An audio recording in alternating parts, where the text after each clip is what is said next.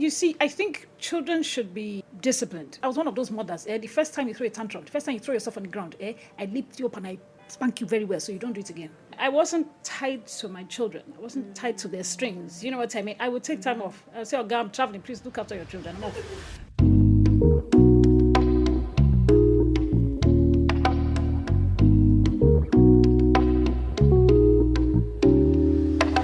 Hi everyone, welcome to another episode of the Motherhood podcast. I'm your host, Faye Bello.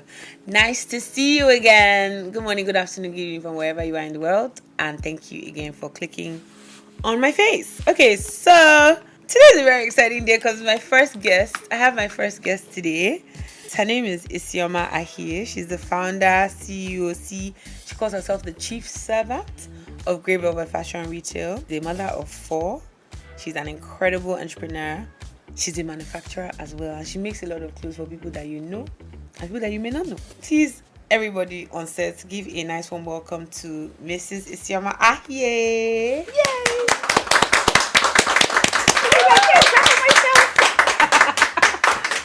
Thank you so much for being here. Hiya. This is so I'm rare. excited to be here. Yeah, I'm grown up. Thank you. When did you meet me? How old was I when you met me? The podcast. I'm doing my best too. Yeah. What can we do? You were a baby then. Mommy of 2, married. It's weird. It's very strange. Yes, it's weird. It's like That's my work good. mommy. She's been in my life since, I think I met you when I was 20. Yeah, I can't remember when. 20. You went to be for a while though. Yeah, 23, Something. 22. I don't remember. I was a baby when I met you because So you're Tamara's mom. Tamara is my friend. Hi, Tam. Tamara is my friend, and this is her mom. And you and I met at the time in my life where I was looking for work like a crazy. I don't work for this Lagos. One thing about it, I have worked. And I was looking for work, and Tamara was like, oh, her mom needs like help with PR, marketing. And so we had a meeting, and I just knew then that, yeah, this baby are going to be. Because it was, you're not like anyone I've ever met. You're very, there's nothing Isis cannot say. Yeah. There's nothing she cannot say. How she feels is how she's going to say it. I'll just say you were, hey, you were the most interesting person I ever worked with. There was a time when mommy used to be like, hey. So this is how you're going to work till midnight. I said, see, the work is plenty. But it was very enjoyable. I had a great time working with you. And then I left, and then I came back, and then I left, and then I came back. And now she's trying to come back again. Yeah. Because she do love me. Yeah, so much. She loves me. But why did I want you on here? I think you have one of the most interesting journeys of anybody I've ever met. Yes. I want to talk about your career. I want to talk about your motherhood. I want to talk about your entrepreneurship journey. And I want to talk about your health journey as well. And your faith journey as well. Because all these things are important to you. So I'll start with my very first question for you. I feel like, do you want to introduce yourself to us by yourself? You already have said it all. I don't know what. Because I don't want to make it too uncomfortable because I know you don't really like talking. This is rare. She doesn't like talking outside. No, not really. But I talk with people I'm comfortable with. Yeah. So that's you. Yay. It's fine. All right. We know you now as the founder and CEO and chief servant of Grey Velvet. Because I am. But talk me through your Lord. first job to now. Okay, so. And the ages. Hey, that I you don't were. remember the ages because please, I'm old. How old are you, by the way? 57. Does she look it? No. She does not. I say so She myself. does not. No, but I feel it. It's okay. Don't be fooled. No, we feel it. See, my journey has been like such a long one. So I studied zoology. I didn't know that. Yeah, I did. My first degree was zoology. Zoology, okay. Yeah, and I was supposed to study medicine. I did, that kind of thing where they're supposed to work it for you. I didn't manage to enter, so I didn't go to class. I spent 4 years in uni, where I think I probably went like to class 10 times in 4 years. Yeah, I sure did exams. I used to shop for exams, and everybody would be like, are you in this department? Like, yeah, I am. Anyway, so graduated. I was like, okay, what am I doing now? I was supposed to go back to med school. And my mom says, oh, you're going back. I'm like, no, I'm not. I'm not spending another 6 years in university to do what? It's not doing me like that. No. So I didn't go back to school. And then I was not like, okay, so what am I going to do in my life? So I started pouring through newspapers and stuff. And remember, so then in England, I was like, I kept seeing this systems analyst, systems administrator. I'm like, that thing sounds interesting. What's that? What is that? And the money was plenty. So like in London, in London, you're looking at newspaper, they're looking at jobs like 10,000 a year. Like, what nonsense? Yeah. So this was a whole lot. So I was like, okay. So I went back and did my master's in information systems design, and then after that, I then went to America. I went to America on a whim. I went on holiday. And you did not come back. as I got there, my cousin was like, oh, you know, when everybody's like, oh, move to America. I'm like, oh, what am I going to do in America for what? I wanted to go back to Nigeria. And he was just like, okay, for shits and giggles, you know, just stay. So again, I would open newspaper. I was like, systems administrators. I'm like, okay, in my work. I go for my first interview. So this is me. This is Isis, British black lady interviewing in America. So I walk into the very first interview. Hi, my name is Isis. The two gentlemen, the VPs of the company, sat up. Like, say again? I'm like, hi, I now did it well. My name is Isis, and I'm here for... Hey, do you know the whole time? I wasn't asked one technical question, not one. Why? I was hired on the spot. I was black and I was British sounding. How? Exotic. So they were like, please, we need you this. Don't understand. Oh, it was a beautiful thing. Not one single technical question. Oh my God. Before I went for a second interview, the same thing happened. They hired me too, so I picked them. I was hired on the spot. Went back to England, got my visa. I was back in 6 weeks. Please, what time of the year? That was how I started working in America. Is this in the 90s? In the 90s. It was 1996, something like that. Yeah. Wow. Yeah. And that was it. And it was the best time. And you did that for how long? For 4 years. For not that particular in America, I was just having a blast. It was fun. Because I was just moving from Because I know you told me one story about how you be at Microsoft. Yes, that was right. And that was right. That was the last place I worked in. Yeah. But it was a consultancy I worked for. Yes. And they would send you out to these jobs. You know, you'd be in these big companies, Fortune 50 companies, doing what you were doing, and I was doing systems analysis. So while I'll be there, you will hear there's this job here. They are paying $75 an hour. I'll quit. That's it. I said, I'm going, guys. I want to the next. I said, I did that. Get more money. I job hopped quite a bit. Wow. And then, and then came back. Please, how people are listening? Because a lot of you like to stay in one job. Why? For 10 years. For what? No. Don't look at that. I was hopping from one to the other and having a good time doing it. I didn't really care. So with everything I've always done, I've given it 100%. I've never looked at anything like it's not my father's company. No, it's my job. Yeah, fair enough. It's my job, and I treated it like it was my job. But if I wasn't going to be there, if I didn't want to be there, I was leaving. Yeah. You know what I mean? Why would I stay? So that's what I did until we came back. And you came back? I came back because I was recruited from there to Orlando. Okay, you worked at Orlando as well? It was not Orlando then, it was Unipetrol. Okay. Yeah, and then they called us. So I was the IT head. We were all like young people who they just called early 30s, like come back to Nigeria, come and have a good time. So that was how I got into Unipetrol, became a Orlando, and then I left. And then my business journey started. Yeah. Do you have any regrets leaving corporate to do business? No, none whatsoever, because I didn't care for it. To be honest, I don't care what I do. I didn't care, but the label didn't mean anything to me. I was just on to the next. By that time, I was expecting my third child. I was like, I beg, please, it's okay. I'm done. So you did tech, then you moved from tech to oil and gas. Yeah. Tech. Then you jumped out into business. What was your setup? Funtopia. Do you guys remember Funtopia? I had a great time at Funtopia. Hey! That was a wonderful time. It was not for Funtopia, you? it was my first foray into business. So it's like, okay, you're doing business, right? So here I am. I decide, okay, I'm going to go and do this. There's no amusement park in Lagos. And I'm like, at this point, you have how many kids? I have 2 kids. And I'm like, there's nowhere for me to take my children. So I work out nonsense. Actually, so I was expecting the third. And I'm like, so you're pregnant? So it was in my head. I was like, And then I now negotiated with Oga. I said, okay, so I'm going to leave this job, which means you will pay me to stay home. And he was like, yes. Ooh, okay. So that was it. And then I had Madame. And in the meantime, I was like, okay, so I've been thinking about this thing. There's no entertainment here. What are we going to do? And then Funtopia. Then we built the Funtopia. Then, meanwhile, I was expecting Spike. I was not expecting my 4th child. At this point, you have 4 yes. children? Hey, that's it. Not that story for another day. I did not want 4 children, but they showed up. That's another... Let's not get into that story. But yeah, I found out I was going to have... want? I don't know that I was one of them who ever thought of a number, but I had 2 girls, and I was like, I'm cool. Do you know what I mean? So you were good with the 2 girls? I was good with the 2, and then we came back to Nigeria, and then it was one of those things, let's have Nigerian baby. So that's how the 3rd one showed up. And that was supposed to be the full stop? That was supposed to be the full stop now. Then all of a sudden, I'm feeling ill. It was really weird. I'm feeling ill, and I'm like, what's going on here? Why do I feel sick? I thought I was having a crisis, but crisis wasn't coming. I'm like, Yeah.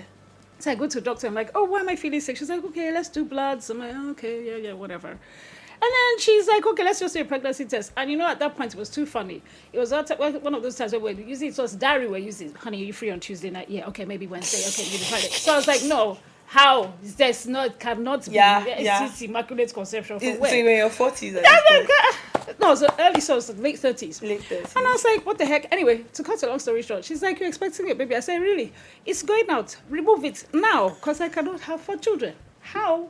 Me? You don't understand? It's not that I'm old. Like, me have 4 children. How would I be saying it? She says, no, you can't take it out. Anyway, again, cut a long story short, it's old. You can't take it out. So you're having 4 children. It was a year of depression. So let's just say it was terrible. And maybe that's why I threw myself into Funtopia, because in my head, I was not carrying a child. It did not exist. I think I recall. I cannot be having 4 children. Do you understand? That? No, that's not going to happen. So you zoned out. I totally zoned out. I didn't go for any antidote. Didn't go for anything. Didn't do anything. It was really dangerous. But anyway, so fast forward. Especially dangerous because you have. Yeah, because I have sickle cell anemia. She has sickle cell anemia, which we're going to talk about. Let's unpack in this episode. There's the reason why she's my first guest. Hey. Anyway, so 4 children, sickle cell, entrepreneurship. Yes, did business. First foray into business. It was interesting. It pretty much told me what business life was like that I didn't expect. So it was pretty much you were on your own. That part was the most surprising and most shocking of it all. So I'd go into my office and I need to solve a problem. I look left, I look right. It's only you. It's only you that's going to solve that and I remember it was really sad because I didn't like it. I was like, what's going on? Who sent me this? Who sent me? Like, why did I do this? But I was in it. I actually have a memory of being at Funtopia and someone was like, oh, that's the owner. And you looked, like I know you now, but I remember then you looked like you could kill somebody. You were walking around with the most, like you have this look that you do that's like, somebody's going to get it. And I was like, to be honest, she's actually, you were right next to like Lagos Business School, yes, right? like opposite. So it was like, I mean, she's gonna be under a lot of stress. Somebody was probably getting it that day, but it was tough, and I kind of had to be tough, and I didn't realize how tough I had to be because I had an army. Literally, there were almost like 50-something people. Yes. Do you know what I mean? Then every evening, everybody. So in my head, I was commander. It was very fun. I used to put these things in my head. So I used to go combat pants. You know what I mean? Like, I remember you looking like you were going to fight war. Even if I wasn't going to smile, I'd just come out. And if I didn't have that face, they didn't take you seriously. Yeah. They thought I was a They mad were afraid person. of you. They were afraid. They had to be afraid. How long was Funtopia? Oh my God, it was there for a long time. I don't even remember. It was there for a very long time. So I stopped it when armed robbers came. I remember. And they came like off season, like nobody was there. But it was a horrible experience. You were like, what if other people's children? Hey, what if people were there? Do you know what I mean? And that was it. But I think my assistant ran it for another how many years? But I don't even remember. After that, I was just like, I'm done. So how old were you at this point? I was like 35. When you had 35, 36. Yes. Okay. Yes, I was 35. Yes. Okay. Yeah. 35, 36 when I had Spike. And then you ran Funtopia for at least another 5 years. Yeah, another 5, 6 years. You started Grey Velvet, you were how old? I had Funtopia. So I started Grey Velvet at 41. 41. Yes. So it was just like 41, 42, something like that. I mean, I have to go and do the maths, but I don't remember. Yeah. Why did you start Grey Velvet? Oh, Lord. Okay, so there was like an evolution. So I did Funtopia. Because you also did Juice Mag. Funtopia gave birth to Juice. So again, I'm in Nigeria. There's no magazine for any young person. That's weird. Like, why? Do you guys remember Juice magazine? Tamara wanted magazines. I'm like, I'm having to bring in sugar from London. And I'm like, what nonsense? I'm like, okay, we'll do it. That's how I started doing Juice. I know Juice was another thing in itself. It was so interesting. But I met so many different people. So I met fashion designers then. Yeah, so Alter Ego, I think Lisa, you know how it was then. So there were no malls. So everybody was kind of like just operating like in their houses or whatever. Yes. And I was like, oh, this is really interesting. There was another magazine then. I can't remember what it was. I can't remember the name of the magazine. But anyway. I can't remember. No, that came after. You young people. No. I can't, what was it called? I don't even remember. It was interesting because we did that. And I was like, oh, okay, this is cool. And people liked it. But dealing with vendors, that was another business. We had to deal with vendors. We had to deal with all sorts of funny people just to get it working. Oh, my God. But again, experience. There was so much I learned from there, and it was such fun. And so from there, I met these people, and I was like, oh, so we have all these people in this country. Do you know what I mean? Why are we not talking about it? Or we are, but people don't know where to get them, what to do. But anyway, so that's what led to Grey Velvet. So Grey Velvet started 2012. So talk me through that because you had your partner. Hey, okay, and then they ditched you. No, so before then it was we went from juice to style me. Oh my God, you had a TV show. You had a TV show. Wahala. How do you like Wahala? Hi there. I hope you all have been working really hard at looking your best and being your best. My name's Isioma and this is Style Me. No, okay, so people don't realize my first love is actually TV, to be quite honest. Yeah, I'd rather do TV than anything else on this planet. And then I had stints with TV, so I was like, okay, I wanted a TV show. I wanted a makeover show. Again, it came as a result of the magazine because lots of people were like, okay, anyway, so we did the TV show. It was like 7 seasons. It was syndicated internationally. It was really cool to do it. But again, that too was like a lot of work. God, it was so much work. It was so stressful. All this on your sickle cell for children. Yeah. This is well. Because you cope. You see, so I look at you people now. Oh my God, it's so hard. Oh, we're dying. It's not. Please. People have been having children since the beginning of time. Really and truly. And I don't mean to sound like, like I'm not really sympathetic. But come on now. We've been having babies forever. Do you know what I mean? Women have had babies. Women have held down great positions and done great things. Do you know what I mean? So it wasn't going to be something that had to stop you. Why would it stop you? You just figure out how to cope. And if you can't, well, sorry. If you can't, well, sorry. I'm so sorry. Sorry about but that. you had to figure it out. So for instance, I was abroad. That's part of the reason why we came back. Yeah. Because I'm like, I ain't dealing with no au pair in America.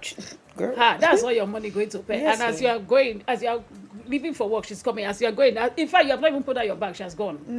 No. So I was like, that was a major reason why So you moved back to Nigeria for domestic stuff?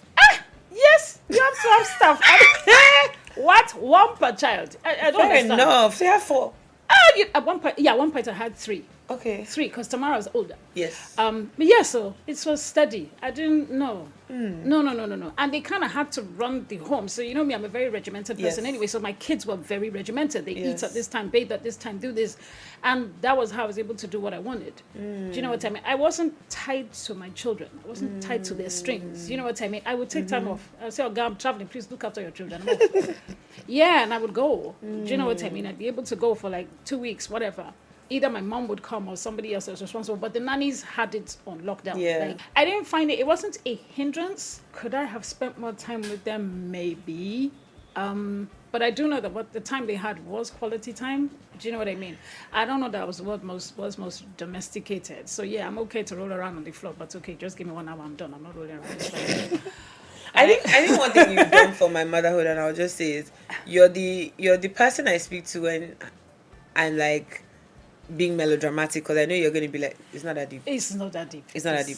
I don't understand. They will sleep. They will eat. I was telling them before you came at one time when Cod wasn't eating and I was overwhelmed. Like, you told me about how Edie didn't eat, and the doctor told you she won't die. She won't die. Yeah, I'm telling you, and it it was was just so be a little bit, so good. Inconvenient, but she yes. got it okay. So they don't starve themselves. They don't starve. They don't, because I used to stay with this child morning to night. We waited to feed this baby, and she was not eating. How? She would spit out all the food. The guy said, once he freed me, and you freed others. Hey, because here we are. Free others. And we don't understand things like that. It's true, when you're fussing and killing yourself, they'll be fine. They'll be all right. Remember, I also learned that my kids I didn't have them, I didn't have kids running around at 11 o'clock in the night. I don't understand how. My kids were in bed by 7. Why you cannot be up? Why? At least even just be in the room. No. 7, sleep, bed. No. Until you got much older, because I had to have time now. I don't understand. I had to be alive. Me and my hubby had to have time. I don't understand. Why? You're up 6 o'clock. I will not be dealing with you till midnight. No, it's not that. The love is not that. Go to bed. So I was lucky in that regard that I think I got that from like my mom, as well as a lady that was my neighbor in London. I remember when I had Tamara, she told me this child needs to be sleeping. Do you know what I mean? So I was lucky. So I had that. It was very, very easy for me to raise my kids. Yeah. Yes. Because you had a lot of structure. Because I had structure. I had to have the structure. Without it, maybe I would have died. So 13 years ago, you started Grey Velvet in 2012. And so you were talking to us about how you started it because of the people you met on the Juice magazine. Yes, I did. And you wanted them to have a home and a place. Style Me. All the people you met. But so I didn't plan. I didn't think I was ever going to have a store. But what happened was I can't remember, I was talking to someone. I'd always said I wanted one, but there were no malls at the time. And then Palms opened. And when Palms opened, no, Palms opened before Ikeja. Oh, okay. Yeah, Palms opened. And then I was like, okay, should I have a store here? But it was already full and they were talking like big English. I was like, well, I don't have time for this. And then a friend of mine comes to the house one day and she's like, oh, they're opening one in Ikeja. And I'm like, oh, this is interesting, so cool. So we go to Ikeja City Mall and we ask and they're like, oh, they're all taken, whatever. But as I'm coming out, the manager is like, oh, style me. And I was like, yeah, sir, there's no shop here, sir. That they will be now. Do you want? No problem. But anyway, there was a whole bunch of things. We had to talk to like another friend of mine. But anyway, let's just say from start to finish, I think 45 days later, approximately, yeah, we're open. With clothes inside? With everything inside. No, yeah, not. Yeah, I think we're having this conversation in February and we opened March 31st. April 1st. And talk me through. And I had no idea what I was doing. You had no idea Nonsense. what you were doing. Yes. You had a partner at first and then... Yes, I did. It didn't go so well, so we're not even gonna... Fair enough. Yeah. I don't think she was prepared. Neither was I. There was a lot of things we didn't... Yeah, you weren't ready didn't know for. what it was going to be. Yeah. And then you start off you are a consignment? We're a consignment store. So everybody brings their stuff inside. Yes. But then what happened? Then I think a lot of people at the time, how it was like, a lot of people were not prepared for success. Volume, yeah. Or didn't think it would be that. Do you know what I'm saying? I remember when we opened, we used to beg people to come inside now. Because they'll be outside, they'll be like, this shop looks expensive. And we're like, it's not expensive. Please. Interface. We used to tell the guests, please go and dance for them outside. Go and clap. Please beg them to come inside. So it was one of those things. So anyway, Christmas is coming. Hey! I'm like, there's no stock in my shop. I hopped on a flight with my dear husband. We went to Dubai, went to Sharjah, got clothes, came back and put them on the racks. Yes. And that taught me that, okay, now I was in business.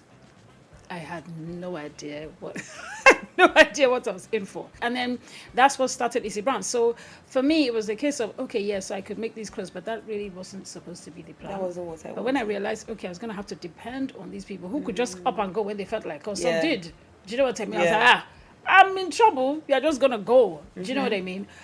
So that was when we were like, okay, so we have to then introduce our own brands and make sure, we're able to sustain ourselves with that. And that's what we did. So there was Issy Brown, there's Frankie & Co. Remember Dunny? Yeah. So Dunny was the director for Frankie & Co. And that was it. That was how it started. The journey I never expected. It was never in any plan. Wow. No. I think there's a word there for somebody. Please take your word. You're welcome. What it is I don't think, and I think that's my motto in life, I don't have to do something the way I've said I'm going to do it. Yeah, you're always open to change. I am, and I would change just like that. Yeah. So my word is my word, but in terms of plans and different things that I have, hey, if you need to change it, like, who's going to beat you? Who's going to beat you? Yeah, in the factory now, it's too funny. When we make clothes, and we're like, oh, this button is not here. I'm like, they are not here. They do not know this is where this button, this is where we want to put it. So why are you crying? Why are you killing yourself? Remove the button from there. So now you have a factory. Yeah, we had to. Again, because I remember then, like, I think second, third year, we now can't keep up. Yeah. I send stuff out to be made. It's not coming back on time. Manufacturers tell you back in 2 weeks. 3 weeks later, I see how far? No clothes. I was like, all right, so bump this up. We just scaled up. So anyway, I'm a systems person, so I really am retentive. So processes and stuff have to be in place. I cannot function without those. So it was just easy. You have the same processes, you just scale up. That's all. Wow. And that's what we've been doing ever since. And now you do it for not just yourself. We do it for a number of brands, yes. You do it for a number of brands. Awesome. Okay, so now I want to talk about your journey with sickle cell. The way this is one of the most let me not say most unserious sickle cell. You know how people always talk about sickle cell with a lot of like, there's a seriousness and a hush about it. You're always laughing. I'm laughing. I don't understand because like now they have that term which I detest. Sickle cell warrior. I'm like, please, how are you a warrior with having sickle cell? I don't understand it. I can't lie. I actually find it quite annoying. No, so maybe there are. Do you know what I mean? But I don't label myself that. When I'm in pain, I'm no warrior. I'm not thinking I'm a warrior. I don't know how that came about. You know how we just have to label things. Please don't label me, I beg. Every day of my life, I'm living with it. Yeah. Do you know what I mean? I have a headache, or I'm sick, or my blood, everything is wrong, Sha. Literally, and you live with it every single day. And then when you're now sick, you are sick. You don't know, sickle cell is pain. It's pain you cannot describe. Do you know what I mean? So I don't warrior what? At that point in time, I'm not thinking I'm no warrior. I just want to be well. I just want to be and well. this pain needs to go. And God, why do you give me this? Do you know what I mean? No.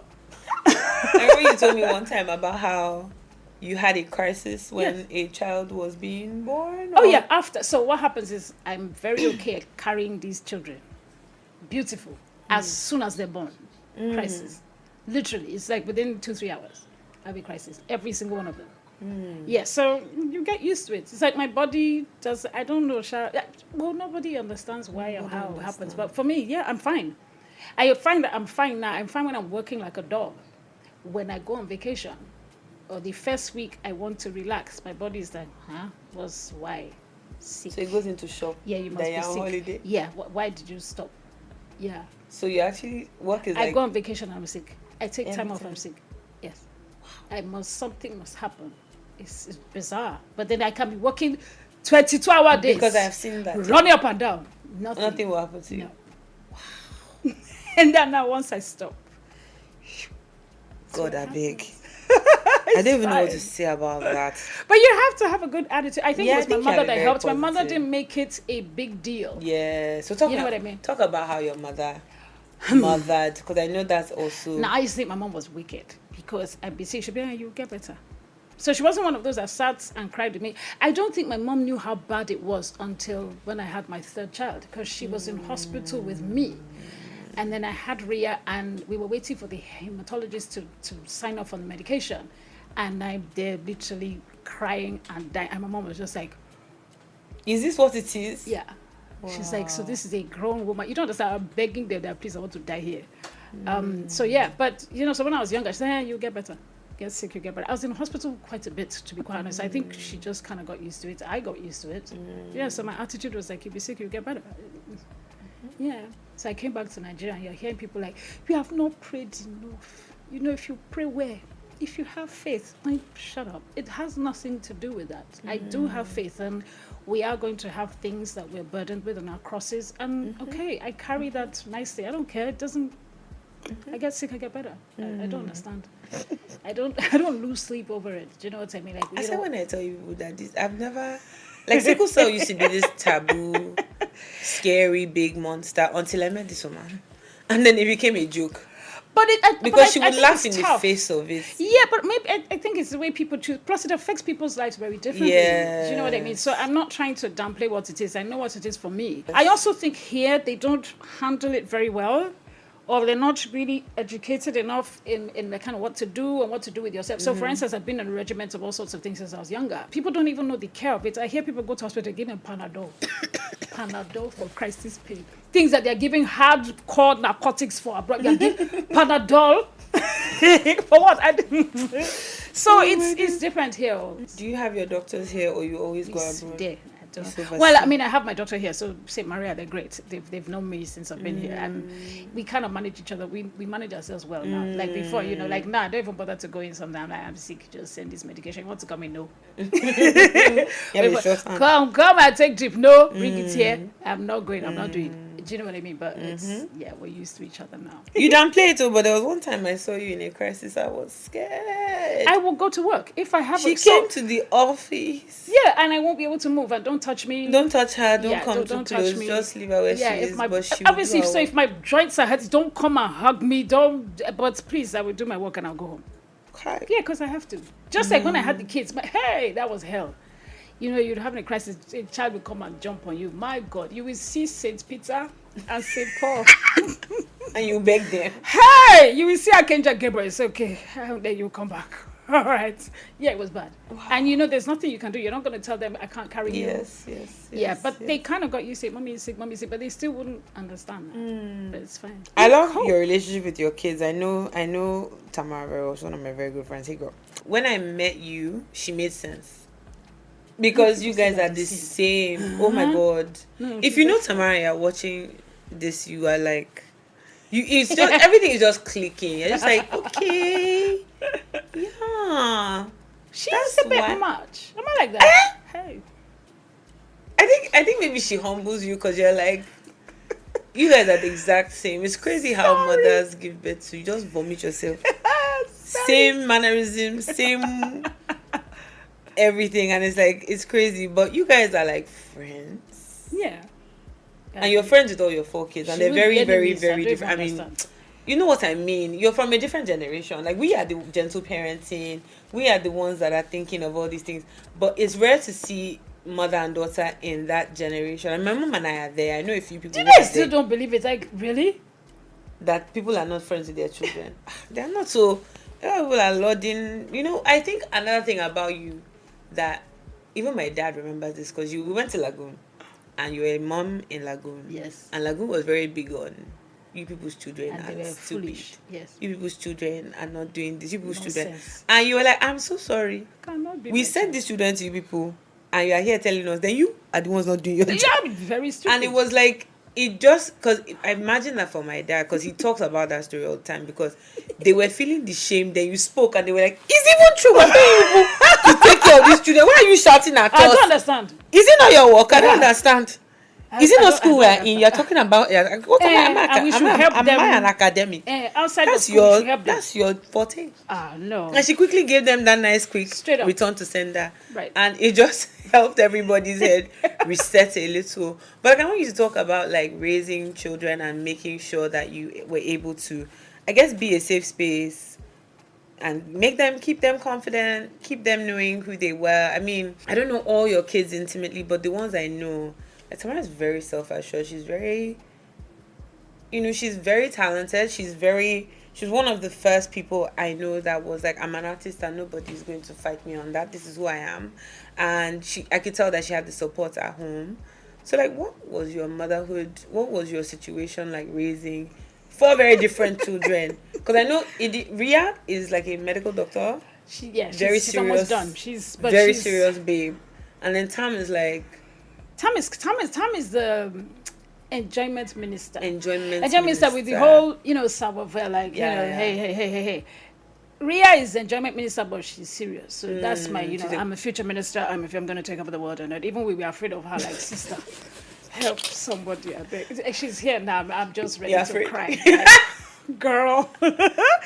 Yeah, but she's one of those, the medical doctor with the big head. Like, she's carrying, if you see the thing she's spotting on her head now. Yeah. And big she's hair, also the glam. nails, Like, the lashes are like, she's... I'm like, sister, you will kill your patients. She said, no, they need to understand. We can be doctors and we look good. I'm like, all right, madam. Yeah, but they're all very different. But I think we allowed them to just be. I was allowed to be. Yeah. Okay, so I had a mom my mom was strict, but at the same time, she was kind of just like, well, just be. Do you know what I mean? So we had rules, and there were things we were not going to do, and you had to behave, but at the same time, it was cool. So my mom was like, you want to go out, okay. Do you know what I mean? What are you going to do there? She might compare to all these people are always going to look for outside. I don't know, but she's not going to stop you. Do you know what I mean? She wasn't going to bug you. You could go and sit with my mom and talk about anything. My mom and her gist. My mom would be on the phone gisting with her friends. We just come and sit down next to her and be listening to the gist. Tapping the gist. And she to be like, you know, say, my mom was really cool. She was batshit crazy. So I think she was exactly where I am now. My mom is just going to talk. My mom was, so to me, she was like this strong Amazon lady. So my mom could walk into any office and demand anything from anybody and get it. Do you know what I mean? My mom was into politics then, so she had friends who have friends were like commissioners, governors. She was like, we are the kingmakers in the back. Yes, so my mom was one of those. Very vocal, very strong. You could not get in her way. Like, who are you? You know what I mean? So I grew up hearing, I'm a lion heart. Do you know my family? Do you know what I'm from? So I was hearing that. So I grew up with that. My grandma, when I was going, my grandma would hail me like every 10 minutes, or Kwanga. That's like king of women. So that's what I know to be. Oh. We didn't come from families where, when you hear these things now where the fathers do this, patriarchal, I didn't understand what any of that and was. You're Igbo? Yes, I am. I'm Igbo. That's very rare from that side. Not really. Rare? Not that I think of, because I saw my family and my extended family, and it was not like that. We didn't have it. Maybe I didn't observe it, but no, there was nothing like that. I didn't notice. I find that Igbo women that come from these types of families are very, like Chimamanda, like all these.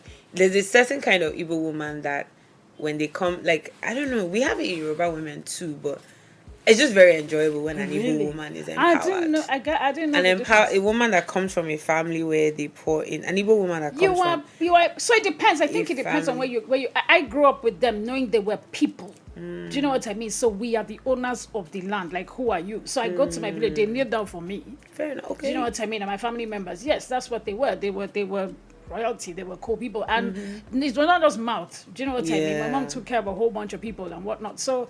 But then, yeah, you were a person. So, for instance, I had a mom who you could not go crying to my mom, like crying. You know, my mom would first tell you, please wipe your eyes and then let's have a discussion. Like, I don't understand. So that's what I did. My kids knew I was wicked. That's what they called wicked. You see, you're raising millennials. They will say, mommy, crying. So even me, I couldn't take it. When my kids are like, please wipe the tears first, then we can have a conversation. Yeah. I don't really understand. I think I came to your office crying once and you were like, you come back when you're ready. Yeah, like back when I'm not ready. I do. I have tissue. I tell people, don't come and work with me if you have a delicate constitution. We can't deal with that. No, because why? Yeah. Do you know what I mean? I can be a wallflower, but I can be strong as well. So I don't understand. I am. And I do hate that term, strong. It's actually quite annoying. That's another matter. But do you know what I mean? You don't have to be a weakling in life. I don't think. I wasn't raised to be one. Yeah. I was raised again knowing I was somebody. I was something. So why were you going to treat me any differently? I don't understand. Raised, you wanted something, you got it. My mom used to actually say to us, that's what you want to do it. Yeah, should I pray for it? Oh yeah, let me add it to my novena. Do you know, I say, Mom, I want to do it. And you do? Go get it. I never heard a no, can't do it, don't want to do it. No. No. Nothing like that. How old are you and your mom? Ooh, I was 40, Spike was 2, so I was 42, 43. It was sad. Okay. Yeah, it was bad. My mom was like my bestie. She was cool. Yeah. And she died. I wish she could walk in any day, anytime. Oh. Yeah, my still cool. Forever mommy's girl. Ever. All of us were. No. So all of us were type my mom. And it really pains me. I wish my mom was around to see my kids. They would have had such a blast. Hey, they'll be abusing me because she'll be supporting them. Say yes, tell her. What she saying? Tell her to be quiet. She was worse. She would have been that. What is one thing your mom taught you that you implemented? Literally, it's everything. So it was funny, right? When she died, it was weird because all of a sudden I was like, okay, everything she ever was, that's what I now have to become. Yeah, that was it. From the minute when we were planning the funeral, I was now like, okay, I now have that to hit me. I have to in be my married. chest. Yeah, because you're not thinking of it when the person is alive. Do you know what I mean? Like, and then as soon as she died. So even in the funeral, it was funny because I remember there was something. I remember there was my younger brother. There was some funny thing we're going to. And I remember, typical me, I probably would have just started yelling. And I remembered, but now I cannot do that. And I remember keeping quiet. When he was done, I'm like, are you done? Shut up, sit down, let's get on with it. Exactly what my mom would have done. It was very weird. Yeah, and that was it. And then after that, so my mom used to say, if you people I hear when I'm dead that people are fighting, I will come from the grave and kill all of you. So it was too funny. So again, I was in my head, I'm like, okay, so there's never going to be strife. I'm never going to allow that to happen. Are you the first? No, I'm number 2. And there's 5. But like it's never gonna happen. Yeah. So you become that. And Jesus. I became her. I'm going to sit down for a minute. Jesus Christ. You don't want your mommy to die. It's so painful. I don't want that to happen. Painful. It's painful. Did she give you Jesus? Yeah. Okay, so my mom was a staunch Roman Catholic. Roman Catholic. When I say, because that's how we say it, it's Roman. We're Roman Catholics. So yeah, not a day went by that I didn't see my mom with rosary or she didn't go to mass. And it was very funny because at the time it used to be like, okay, Madame Mary, whatever. So her name was Mary. Her name is Mary. But you know, so when you're younger, you know, my mom used to turn to a demon on Sunday. On Sunday we hear, don't you people know we have mass at 9? It's 8:30. You people are here. All of us be like, yeah, whatever. And she'll be screaming till we get to mass. After that, she's cool. So we used to say, are you a devil before mass? I don't even understand why you're always like that. But anyway, so fast forward to when I was like in my 20s. At this point, I'm old enough now. So when she said we go to mass, I'm like, no. And she would just give me this look. I remember her telling me once, say, be playing with God, eh? One day, he will tap you. You don't want him to tap you. And I used to be like, hey, Jesus, tap. Jesus Christ. Come on, tap. Why now? What is this tap? Or more, he tapped. When I was 30, hey, in my early 40s, he tapped. You know when you're kind of like, so, anyway, like I said, she was Catholic, so I grew up with a lot of things, you know, novenas, prayers, you know, just general And it was so funny because when I was younger, I'd literally say, like, if something was happening, I'd say novena to work. I'd be like, hey, God's got my back, hey, And then fast forward to, like, my 30s. Novena is not novena again. We have finished the 9 days. The miracle day up. What's up? Psalm 42, how to? 36, Psalm 4, what's up? Why? Where did you go? And, at that point, you kind of have to tap in. You have to kind of start your own journey. Like, she used to say, I'm praying for you. But she used to say, it will get to a point where my prayers are not enough. Mine are not enough. Do you know what I mean? And then, yes, it hit my 30s, late 30s, early 40s. I now started seeing, hey, Jesus. She's not, yes, I'll call her, Mom. You got to say novena for me. She said, yeah, you saying it for yourself. I will say, but are you saying it for yourself? Yeah. But anyway, so it started the journey. And then when she got sick, because she had cancer, she had cervical cancer, and it was very interesting. I remember then. So what was I doing? I was going to church every day. So I'd go every day and I'd be like, okay, God, so what's going to happen? And I remember it was very clear. I used to be like, God, because she always used to say, please, I don't want to suffer. I don't want one of those. I don't want to burden anybody, da. So I would go to Mass and I'd be like, God, please, either just heal her or take her. Heal her or take her. And my mom was diagnosed in March, because it had come before and it had gone. She had gone through chemo and it was fine. So it came back. I think, around about March. My mom was gone in June. Yeah, so I used to be like, God, if you're not going to heal her instantaneously, then take her. Let her die. Let her go. Yeah, so that's what happened. But then the journey started. So my journey started from them. So I started going to Mass then every day. Okay, so talk me through, as a sickle cell, I should not call you warrior, as a sickle cell girly. A human. As a sickle cell human, what is your take on how people should pick their spouses? You don't understand. First question. As soon as you look the guy, he's pretty, he's nice looking. Hi, honey. And he says hello. Hey, love. What's your genotype? You don't even compromise. You can't. What is for me, it had to be AA. There was no other. Yes. Do you know what I mean? Yes. So what's your genotype? And then at some point, relationship has progressed, maybe small. It's not even gone that far. Please, I need proof of this matter. Yeah, because it's all well and good. A lot of people, they haven't suffered through it. They don't know what it is. They hear, they think, they understand. But unless you've gone through the pain, and if you've gone through the pain, you will never even want to have children. Do you know what I mean? Because you don't want anybody having that. You can't help anyone. So it's quite irresponsible. In fact, sickle cell is something that could be eradicated if people are responsible. Yes, they say it now worldwide. It can go. Just breathe it out. Yes. It won't exist anymore. How is raising girls different from raising a boy? Especially now that they're all in their 20s. How? Okay, it's weird. So the girls to me are witches. Then the boy, the women are the witches.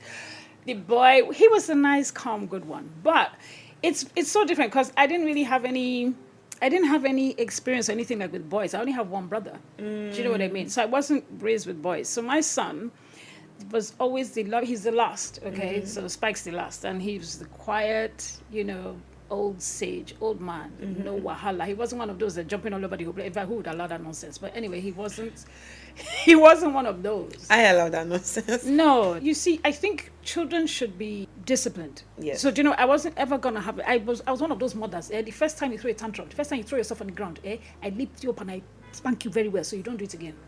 I didn't tolerate bad behavior when I was little. It was not going to, I would not go to church and run up and down. Who is following you up and down? Wow. You will sit. That's me right now. Oh, no, you will sit. But then you have to understand too. So I'm not giving them sugar. Okay. My children didn't have soft drinks. Oh, okay. Why? No, my children didn't have food that had sugars and all those crazy things. No. Like I said, they were very regimented. So you go to church, you see women bringing out packs of Ribena. I'm like, countdown, 45 minutes. This child is going to be jumping on the father. And true to form, 45 minutes later, that child is running up and down. The sugar has kicked in. Why are you doing that? So no, my child, you want a snack, have an apple. I was not buying biscuits and all that. No, I was not doing all that nonsense. No. Because we don't understand that that's what helps it. Do you know what I mean? Yes. But discipline is very important. No. Yeah. But anyway, he wasn't one of those anyway. He's like a gentle soul. Yeah. So fast forward to him becoming, the girls were just themselves. So Tamara, crazy, she was always like that. Idia was the quiet one. So Idia is kind of more like Spike. And so Idia was the child that had to fix into like my books because could easily be forgotten because she was just quiet and she used to do her own thing. Hey, my madam was that one I think is Ibu's Beyonce. Hey, attention from the minute she wakes up to when she goes to bed. Yeah, so she was one of those, and she still is. Tomorrow it has not changed. It's interesting. I don't know. They're the same now. Do you know what I mean? But having to cope with him and deal with him. So it was very funny how you navigating relationships. You know what I mean? So I'm like, hey. So I remember when his girlfriend dumped him. All of us were crying. Not all of us were crying. All of us were different. Bastard, God be punish him. Stupid guy, idiot. We hate her. You never talk to her again. It was so painful. But it's they're different. So I'm not sure that I know. Is Spike your favorite? Time will tell. I don't know that there's any such thing. Do you have a favorite child? Really? I think they're all different. What it is they're all different. They all give different. So they. But I think my own favorite is because he's the baby. No, so for instance, my kids said to me that Spike is my favorite. He's not. He's not. He's just. He is, I don't think so. You liked up when you talk about him. No, because guess what? No, he's the least stressful. Yeah. So you know what I mean? So when you think about him, he's the one that is not. My mother has a favorite and we're okay with it because he's all of our favorites. No, if I had 3 children, my last born would be Tamara would be my favorite. No, I don't think If I had me, my brother and Tammy would be the favorite. No, I think they're all my favorites. So for instance, Tamara is sunshine to me. Yeah. I see Tamara, once she's smart with those big teeth. That's the end. Once I see those teeth, oh my God. And then Idia is my beauty queen. And I'm a sucker for fine. You like fine. I don't like ugly. God forgive me. I'm so sorry. I cannot stand it. But anyway, so she's my beauty. She's 6'2" gorgeousness. Her face. Hey, so when I see Jesus. I can't lie. Oh, she's lovely. Ria, I have no choice but to love my little commander. That's what we call her, Lord Commander. So she's fine and she's good, and I think she's very like me. So she's very honest. And she's the one who's like, everything's, Yeah, and then there's him. There's him. So he's like, if anything, to be quite honest, now that he's older, maybe if I even had a love, like now that he's Mr. Grown Up, hurry up and find this work. We're still coming. Sometimes I can just shoot the guy. But no, so it's different. It's hard to say which one is a fave. They all have things that are beautiful about them. You know what I mean? Beautiful. So I love that. Yeah. Okay, I think we have come to the very end. I don't want to go down to the end. I want to continue asking questions. With the Lord. I think. I have something I want you to say. So what do you have to say to mothers that are mothering right now? Those of us bringing young children up in this technology. So do it, please. I've let somebody hear what. Okay, sir. To be horrible. He said, "Do it, please." Somebody hear what? As but like no. Okay, so let me tell you. I think it's tough. No, it's tough. It's tough because there's a lot. We're going through a lot. There's a lot. It's not even just you people. So even with us, it's so funny because social media and a whole bunch of things. You're dealing with kids now who have esteem issues, things like that. So it's not like before. Where you could be like, what's even wrong with yourself? You don't think you're fine. But if you get out of here, of course you know you're fine.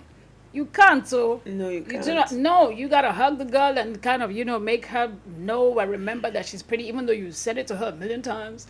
She needs to hear it 2 million times now. Yeah. It's much tougher. People need to be a bit more attentive. Not a bit more, a lot more. There's a lot of stuff going on out there. There's mental health. A lot of people have serious mental health issues now. Plenty. Do you know what I mean? So you kind of need to be on top of it as a parent. I actually don't envy you people. It's true. There's a lot. There's a lot. But I think you can also help yourself. So there's a lot. Keep them away from a lot of stuff. Like, I don't know anybody who's allowing their child not to be on social media. I don't understand. It's no. Do you know, even as a teenager, because it's tough. When your teenager is not even looking at you anymore. They're looking at 10 million other people who are telling them they're not fine or who they're fine. When did your children start using social media? Nobody got a phone before 10. I don't think anybody got a phone before 10. And even then, it was mega because people were having phone at 7.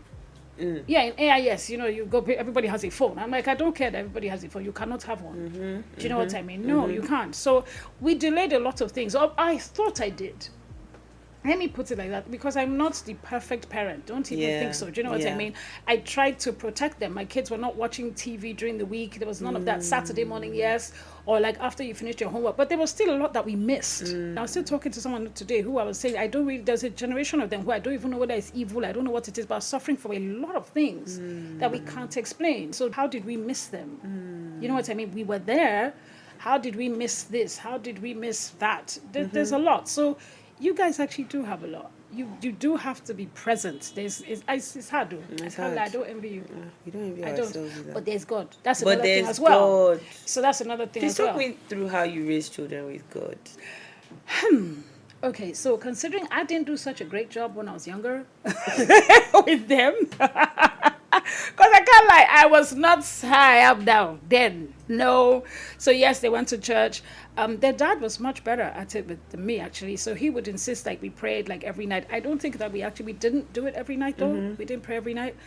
But in the past, like I would say 5-6 years, I've been more deliberate and intentional about it. Do you know what I mean? So for instance, thank God for WhatsApp. There's a WhatsApp group. You know, I'm sending prayers every morning, like God bless you, God be with you, you know, pray today. Don't forget to look at God. So now there's things like every single day. It's a beautiful day today. Do you know what I mean? Remember to have faith, remember to trust. Yeah. Nothing is impossible. You will have everything you want if you believe. You know what I mean? So it's things like that I'm saying every day. And then I'm also like, you know, are you forging your own relationship with God? Because my prayers are only going to be so much. They're only going to help you so much. So you've essentially become your mother. Hey, I've become my mother. Hey, fasting prayer from morning to night. I've become my mother. I literally have, and it's kind of cool. Yeah, this has been so lovely. I've absolutely loved talking to you. But I've been trying to do this for years, guys. Yes, it's so funny how I wanted her to do this for her brand when I was working with her brand. Now I get to use it for my own.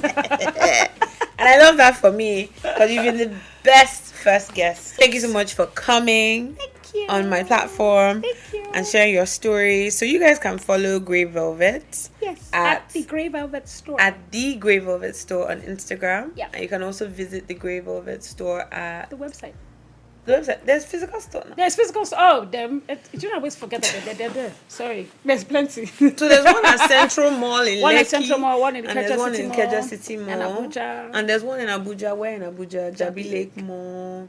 And there's also online. Yeah. They also answer DMs. Yes, we do. Do you also? They do. What else do you do that you want to talk about? There's nothing else. Please, it's plenty. Please, it's on Instagram. It's okay, plenty. exactly. She doesn't watch. The people that are doing the walking should do it. So when you DM them, they will answer you. She's busy doing her many other things that she's doing. Sacking and you know, Sako, go that beg you. Nobody should lose their job in this economy. So this episode is brought to you by Swaddle, my app that I'm building for motherhood, and you can follow our journey on at swaddle.app. If you like our set today, we are in another part of the luxury collection today, so please follow them at the Luxury Collection Ltd on Instagram. You can also follow us on Instagram at the motherwell_pod. Please like, share, subscribe, send these videos or the audio, whatever it is you're listening to us on or watching us on, to your friends, family, loved ones, your dog, your cat, your mom. Send it to anybody you know that is thinking about motherhood, considering motherhood, or is a mother, and or fathers too, because men love this podcast too somehow. I don't know why, but they do. So send it to anybody you think would enjoy this, and take care. Thank you so much for being here, and we'll see you on the next one. All right, take care.